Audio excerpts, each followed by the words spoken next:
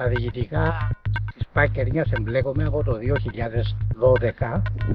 Είμαστε δηλαδή στο 12ο χρόνο. Ξεκίνησα μετά από παρότρεση του κ. του Κουλιάρτη του Γεωργιάδη στα διοικητικά της εταιρείας και μετά από το 2017 εμπλάκηκα και στο σωματείο.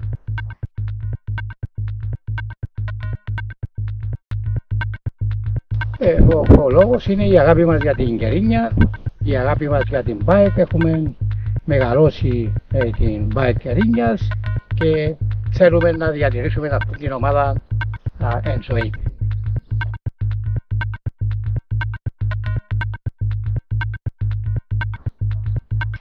Κοιτάξτε, θα παραμείνω ώσπου νιώθω ότι μπορώ να προσφέρω και ώσπου οι δυνάμεις μας το επιτρέπουν, αλλά σίγουρα θα έρθει η ώρα που θα πρέπει να παραδώσουμε τη σκητάλη στη νέα γενιά, η οποία ουσιαστικά θα πρέπει να συνεχίσει τον αγώνα για επιστροφή. Κοιτάξτε, πρώτα απ' όλα είναι μεγάλη τιμή να ηγήσει αυτό το ιστορικό σωματείο. Το κάνω γιατί θα πρέπει με γεμίζει ουσιαστικά προσφορά και προς την Κερίνια αλλά και προς την ομάδα γενικά.